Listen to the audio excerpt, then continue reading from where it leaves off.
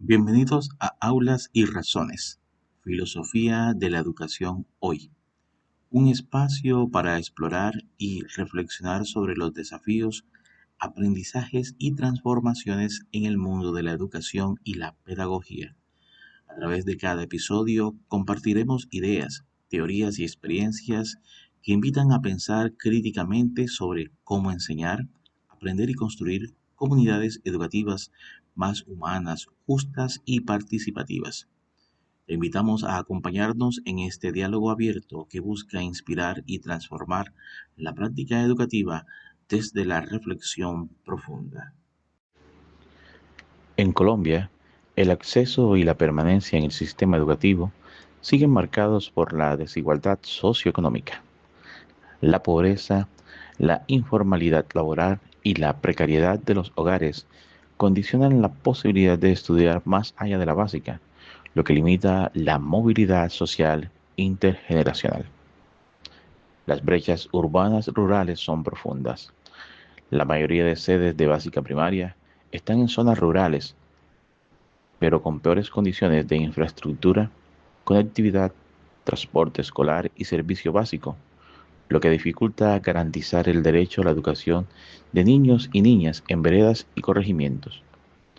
A ello se suma la menor disponibilidad de docentes cualificados, pocas oportunidades de formación continua y carencia de materiales pedagógicos, lo que produce una escolaridad de peor calidad para poblaciones campesinas, étnicas y de barrios periféricos, reforzando ciclos de exclusión.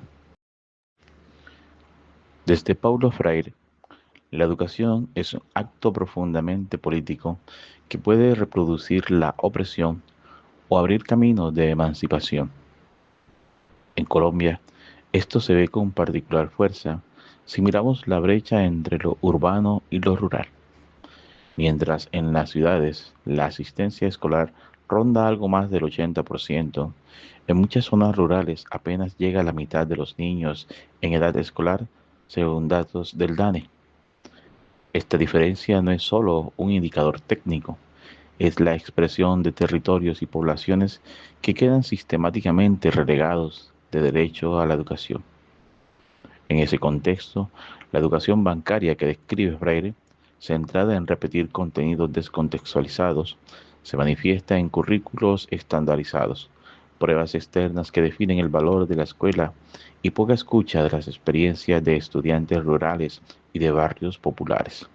La escuela así entendida no solo falla en garantizar un derecho, sino que termina consolidando el lugar subordinado de los sectores populares dentro de la estructura social y económica. Frente a este modelo, la concientización freiriana propone otra cosa, que el aula sea un espacio de lectura crítica del mundo donde niños y niñas y jóvenes puedan nombrar las injusticias que viven, comprender sus raíces y organizarse para transformarlas. En Colombia, el modelo de escuelas nuevas, implementado en más de 20.000 escuelas rurales, recoge parte de esta intención.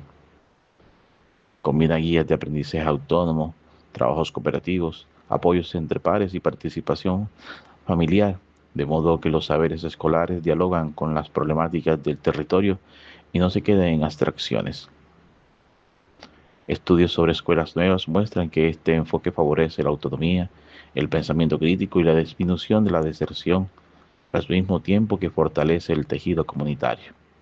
Leído con Freire, este tipo de experiencias ayuda a que las escuelas dejen de ser un espacio de domesticación y se conviertan en un lugar de organización y acción frente a las desigualdades que las cifras del DANE hacen visible. Marta Nussbaum, con el enfoque de las capacidades, desplaza la pregunta más allá del acceso formal. Lo decisivo no es solo cuántos entran a la escuela, sino qué pueden realmente hacer y llegar a ser con la educación que reciben.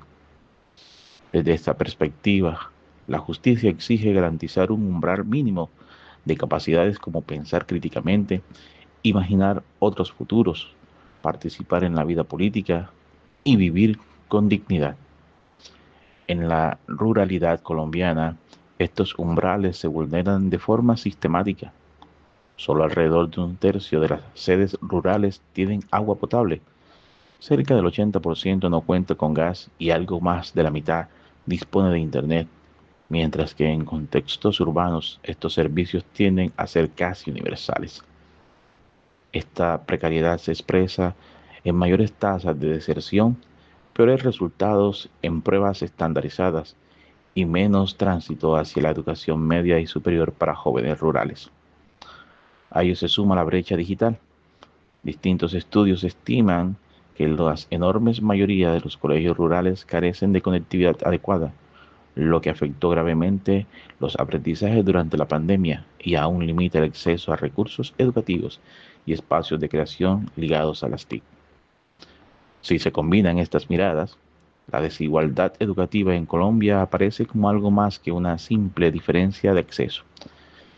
Es un entramado de prácticas escolares, condiciones materiales y relaciones de poder que niegan simultáneamente educación digna, capacidades para conducir la propia vida y voz pública a los sectores subalternos.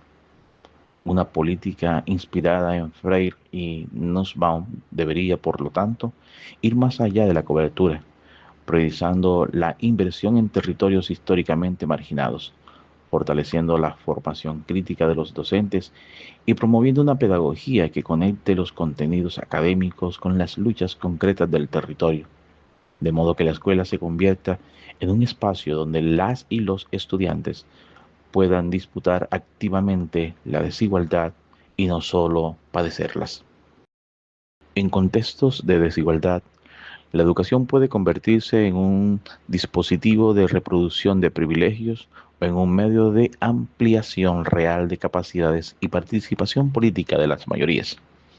Una educación inspirada en Freire y Nussbaum en Colombia buscaría que cada estudiante, sin importar su origen territorial o étnico, pueda desarrollar capacidades para comprender críticamente su realidad y actuar colectivamente para transformarla, pasando de ser objeto de política social a sujeto de derechos y de palabras públicas. ¿Qué capacidades centrales están siendo sistemáticamente negadas a niños y jóvenes de contextos rurales y periféricos en Colombia? ¿Y qué diría Freire y Nussbaum sobre la responsabilidad del Estado frente a esta realidad? O si la participación democrática exige ciudadanos formados para argumentar y deliberar, ¿cómo afecta la desigualdad educativa actual a la calidad de la democracia colombiana, según Freire y Nussbaum? ¿Qué cambios concretos en infraestructura, currículo y participación comunitaria serían necesarios para que las escuelas rurales y urbanas marginales dejen de ser espacios de exclusión y se conviertan en escenarios de emancipación? Gracias por acompañarnos en esta reflexión sobre educación y pedagogía. Nos vemos en el próximo episodio para seguir aprendiendo juntos. Hasta pronto.